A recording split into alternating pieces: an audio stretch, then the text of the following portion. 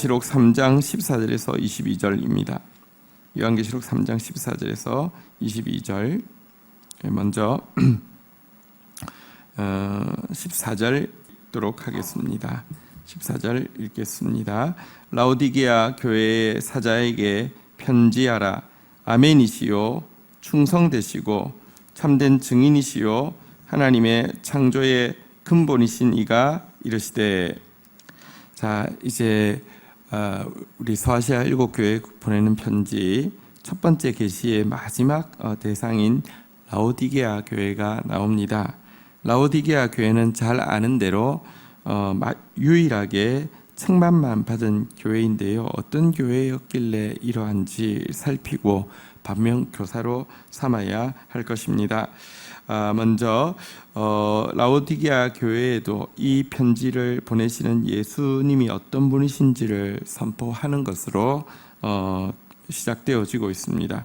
교회에서 제일 먼저 알아야 될 것은 목사가 누구고 또 교회가 성도들이 상황이 어떻고 이런 것이 아닙니다.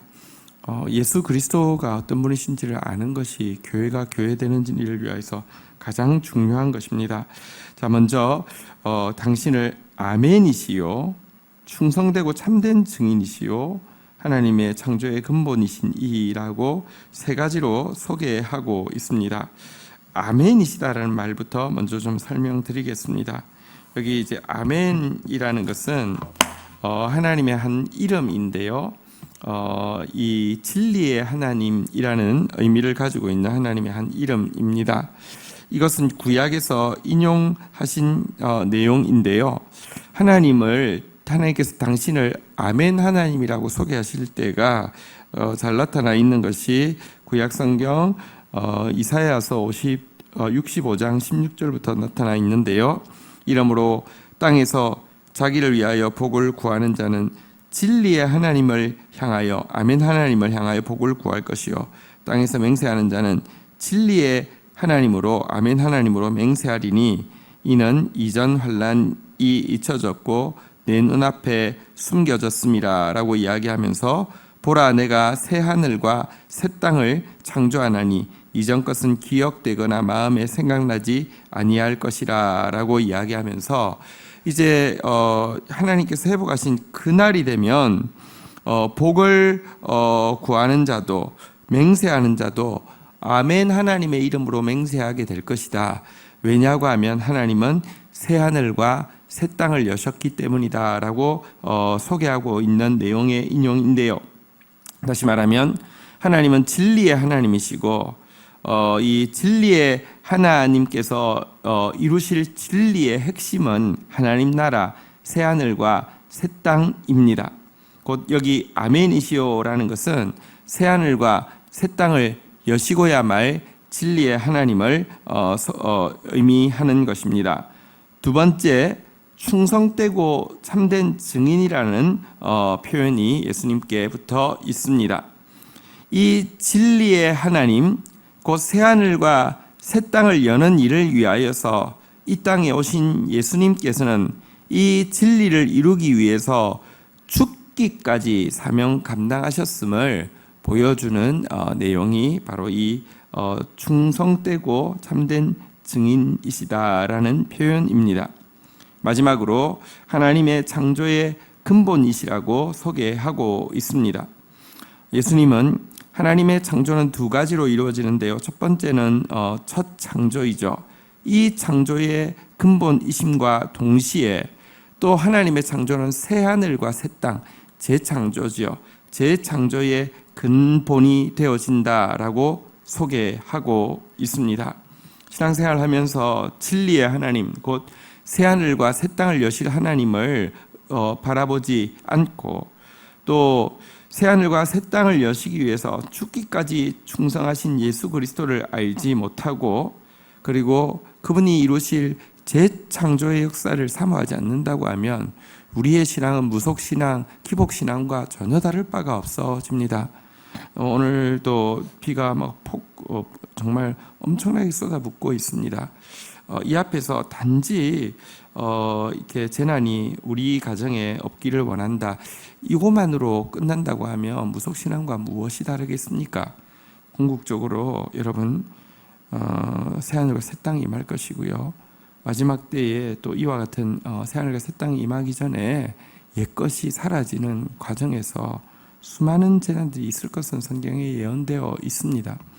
그러나 이러할 때에 정말 진리의 하나님으로서, 아멘의 하나님으로서 반드시 새하늘과 새 땅을 여실 분, 그리고 새하늘과 새 땅에 우리에게 분깃이 있는 것은 우리의 공로가 아닙니다.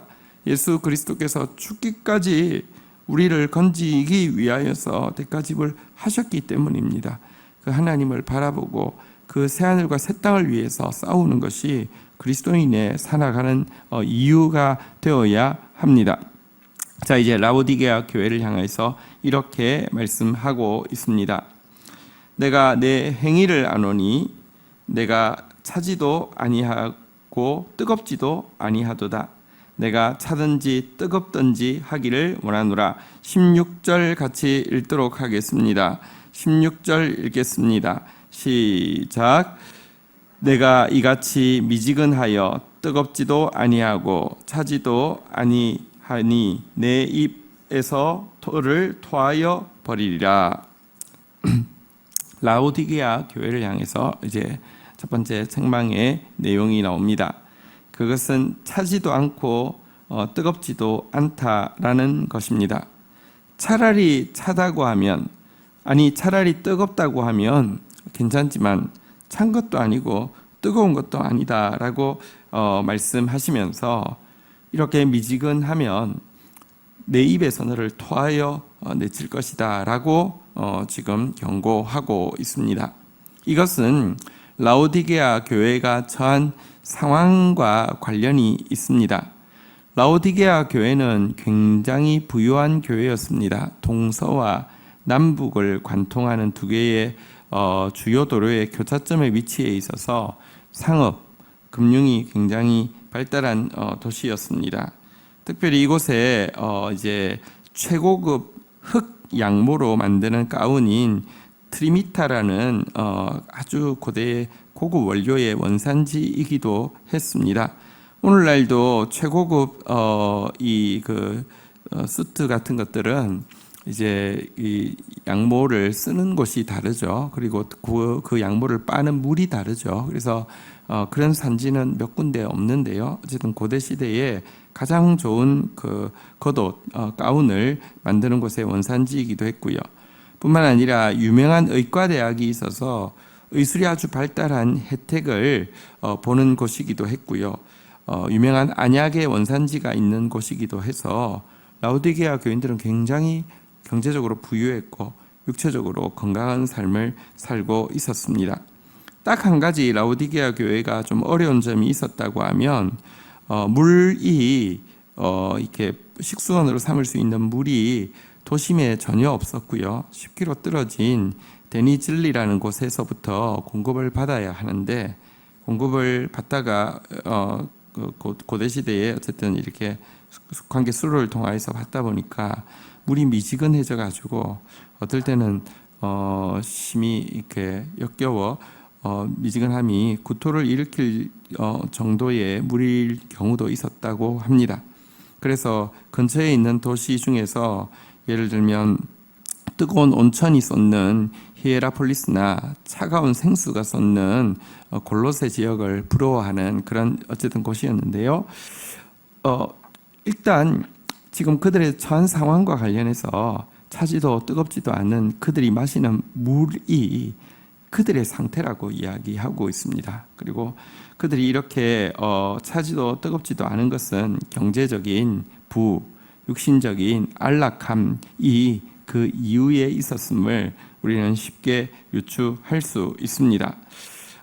생각해 보십시오. 나는 부자라 부유하여 부족함이 없다라고 겉의 모습만 보고 자랑하고 겉의 물질적인 풍요와 육신적인 건강이 영적인 축복이라고 생각하고 아무런 문제가 없다고 생각하고 있는 사이에 영혼이 시들고 있는 것을 간파하고 있지 못했다라고 지금 경고하고 있는 것입니다. 17절부터 한번 좀 보도록 하겠습니다.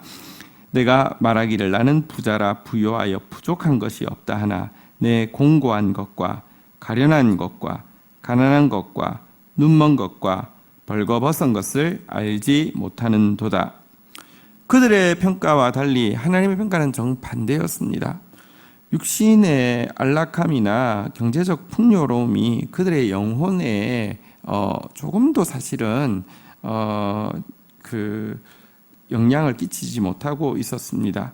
그들의 영혼이 자라게 하고 그들의 영혼이 성장하게 하고 풍성하게 하는데 조금도 영향을 끼치지 못하였습니다. 도리어 그들의 영혼은 지금 공고해져 있었고요, 가련해져 있었고요, 가난해져 있었고요. 안약이 있으면 뭐합니까? 눈 멀었는데요. 가장 고급 겉옷을 만드는 곳이면 무엇합니까? 그들은 벌거벗었는데요. 하나님 앞에서 그와 같은 존재가 되었다라고 이야기하면서요. 18절 한번 읽도록 하겠습니다. 18절 같이 읽겠습니다. 시작.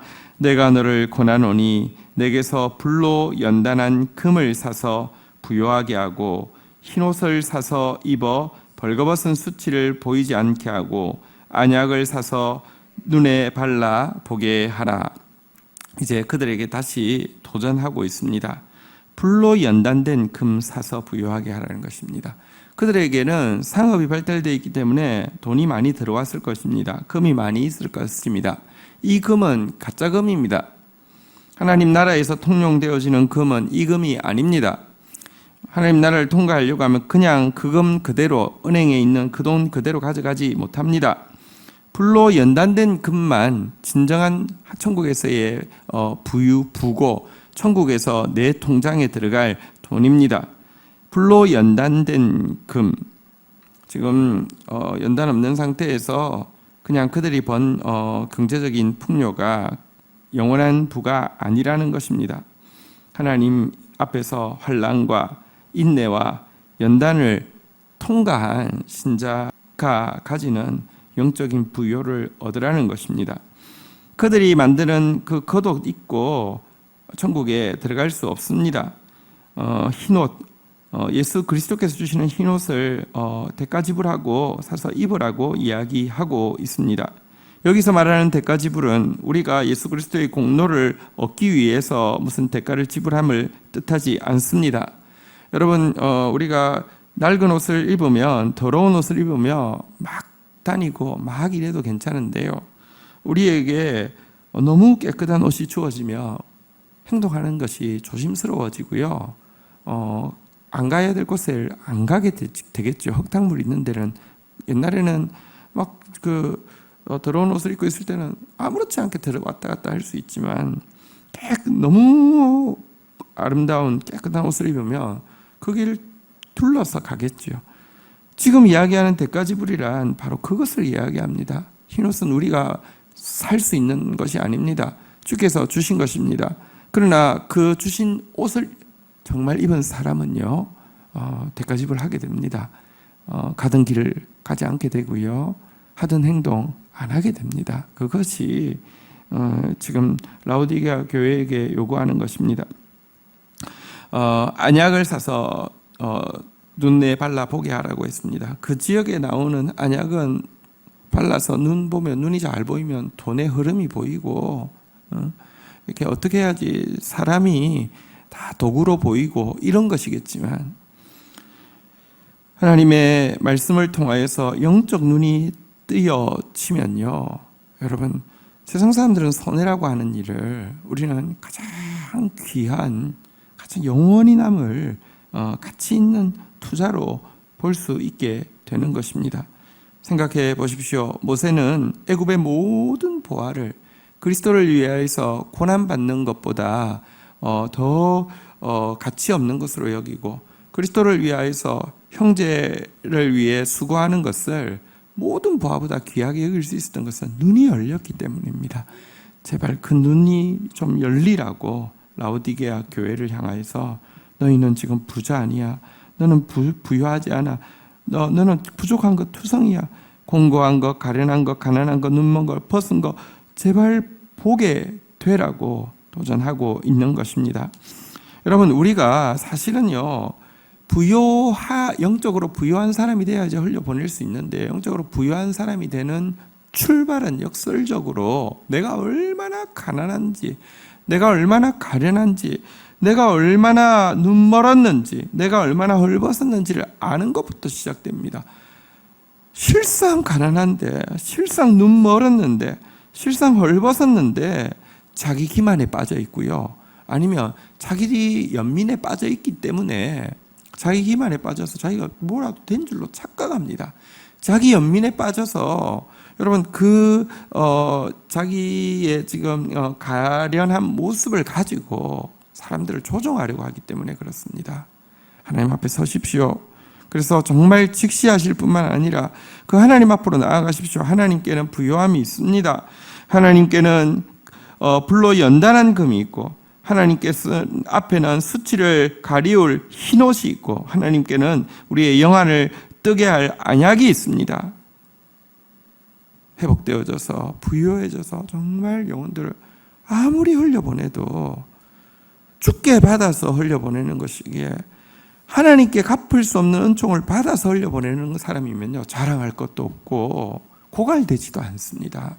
그런 저와 여러분들 되기를 주의 이름으로 축원드립니다. 자, 이처럼 차지도 뜨겁지도 않다고, 너희 안약이 가짜라고, 너희 금도 가짜고, 너희 옷도 가짜라고, 너희는 가난하고 눈멀었고 헐벗었다라고 이야기하신 이렇게 두 가지로 책망하셨음에도 불구하고요, 19절에 보면 한번 보도록 하겠습니다. 같이 읽겠습니다. 시작. 물은 내가 사랑하는 자를 책망하여 징계하노니 그러므로 내가 열심을 내라 회개하라. 여러분, 징계란 사실은 우리가 책망받을 일이 있기 때문에 하는 것이기 때문에 우리에게 잘못이 있다는 증거입니다. 그러나 징계는 또 분명히 한번 따라하겠습니다. 사랑하는 자를 책망하여 징계하노니. 징계야말로 사랑의 표시가 아닐 수 없습니다. 솔직히 우리는 죄악투성입니다. 단지 내가 얼마나 죄인인지를 한 번에 알면 우리가 자괴감이 들어서 어쩌면 극단적인 선택을 할 수 있기 때문에 하나님께서 순차적으로 보여주실 뿐이지, 우리는 죄악투성입니다. 우리는 책망받을 일투성입니다. 그런데요, 그렇기 때문에 하나님은 징계하십니다. 그러나 징계가 우리가 책망받을 일이 많다는 것을 보여주는 증거이기도 하지만 하나님은 아무나 책망하지는 않습니다. 길거리에 애들이 담배 피고 있다고 해서 모두 붙잡고 책망하는 사람 없고요. 요즘은 또 책망해서도 안 됩니다. 그런데 내 아들이, 어린 아들이 그러고 있으면 책망하겠죠. 그거는 내가 오지랖이 넓어서도 아니고, 내가 나서기 좋아해서도 아니고, 내가 사랑하는 자녀이기 때문에 그렇죠. 라오디게아 교회는 책망받을 것 많지만 여전히 하나님은 그들을 사랑하고 계십니다. 그리고 그들에게 열심을 내라고, 회개하라고 이야기하고 있습니다. 여기서 열심 내라는 것은 열심히 뭐 하라는 뜻이 아닙니다. 회개하기에 열심을 내라는 것입니다. 여러분들, 그리스도인은 끝까지 회개하는 사람입니다. 끝까지 하나님의 기준이 옳고 내 기준이 틀렸다고 인정하고 하나님의 기준에 맞추기 위해서 몸부림치는 자를 이야기합니다. 구체적으로 무엇을 위해 열심을 내야 될까요? 20절 한번 보도록 하겠습니다. 같이 읽도록 하겠습니다. 시작. 볼지어다 내가 문 밖에 서서 두드리노니 누구든지 내 음성을 듣고 문을 열면 내가 그에게로 들어가 그와 더불어 먹고 그는 나와 더불어 먹으리라. 여러분, 구체적으로 열심을 내야 되는 부분이 무엇이냐? 열심을 품고 주를 섬기라. 그래서 교회에서 열심히 일하는 사람들이 있습니다. 근데요, 쓸데없는 일하거나 해가 되는 일을 하는 사람도 많습니다. 열심 내야 되는 영역이 무엇인지 정확하게 아는 것이 중요합니다. 열심을 내라고 이야기하고 나서 나온 내용이 문 밖에 서서 예수님이 우리를 두드리는데 주의 음성이 들리며 문을 열고 그분이 우리와 더불어 먹고 우리는 그분과 더불어 먹는 것, 이게 식탁 교제잖아요. 예수님과 밥 먹듯이 교제하는 일을 위해서 열심을 내라는 것입니다. 여러분, 예수님과의 더 깊고 풍성한 교제에 열심을 내라는 것입니다. 기독교는 주를 위해서 뭔가 위대한 일을 내가 해보겠다는 종교가 아닙니다. 주께서 우리를 위해서 이미 해놓으신 위대한 일을 내가 누리겠다는 종교입니다. 그리고 그것이 은혜이죠. 업보가 아니라 은혜라고 이야기했지 않습니까? 받다 보니까 줄 것이 있는 것이고요. 수고한 일 없이 거두었기 때문에 다시 흩어 뿌릴 수 있는 사람이 된다는 것이 기독교의 가르침입니다. 우리가 최고 열심히 내야 될 것은 그 예수 그리스도와의 깊고도 풍성한 교제입니다. 밥 먹듯이 주님과 교제하는 것입니다. 아무리 천재라 할지라도 1년 전에 오늘의 아침, 점심, 저녁이 뭐 먹었는지 기억하는 사람 한 명도 없습니다. 왠 줄 아십니까? 밥 먹는 일은요, 너무 일상적인 일이기 때문입니다. 주님과 가끔 특별한 교제를 했다. 그러면 안 됩니다. 밥 먹듯이 교제해야 합니다. 매일 밥 먹듯이 GT해야 하고 밥 먹듯이 이 말씀이 우리 속에 들어와야지 되는 것입니다. 주님과 먹고 마시는 저와 여러분들 되어야 합니다. 예수님과의 교제가 정체되어지거나 예수님과의 교제가 끊어지면 우리에게 영적인 공고함, 가련함, 가난함, 눈먼, 헐벗음이 찾아올 수밖에 없습니다. 끊임없이 예수님과의 교제를 향한 열심을 내야 하고 우리의 이 열심을 방해하는 죄악에 대해서 끊임없이 싸우고 회개해야 합니다. 마지막 절 보도록 하겠습니다. 21절, 22절입니다. 이기는 그에게는 내가 내 보좌에 함께 앉게 하여 주기를 내가 이기고 아버지의 보좌에 함께 앉은 것 같이 하리라. 22절 읽겠습니다. 시작. 귀 있는 자는 성령이 교회들에게 하시는 말씀을 들을지어다. 자, 이기는 자, 여기서 이기는 자는 무엇일까요? 영적인 나태와 안일함을 떨쳐버리고 예수 그리스도와의 교제에 목숨을 거는 것을 이야기하겠죠. 이런 자에게는 주님은 놀랍게도 당신의 보좌에 함께 앉아서 함께 통치하는 권세를 주시겠다고 약속하고 있습니다. 우리 어제 내일 본문에도 보면 나오는데요. 하나님께서는 천상에서 보좌에 앉아 다스리시는데요. 그 보좌 주위에는 24보좌가 있습니다. 신구약의 참된 하나님의 교회, 하나님의 성도들은 주와 함께 보좌에 앉아 다스릴 것이라고 약속하고 있는데요. 이를 위해서 우리는 오늘도 영적인 안일함과 영적인 나태에서 떨치고 깨어 일어나야 합니다. 하나님과의 교제를 방해하는 모든 것을 예를 들면 그것이 부가 예수 그리스도와의 더 깊은 교제를 방해한다고 하면 떨쳐버려야 하고요. 명예도 행복도 떨쳐버려야 합니다. 그것이 신앙입니다. 우리 주신 말씀 붙잡고 하나님 앞에 나아가 기도하는 시간 가지도록 하겠습니다.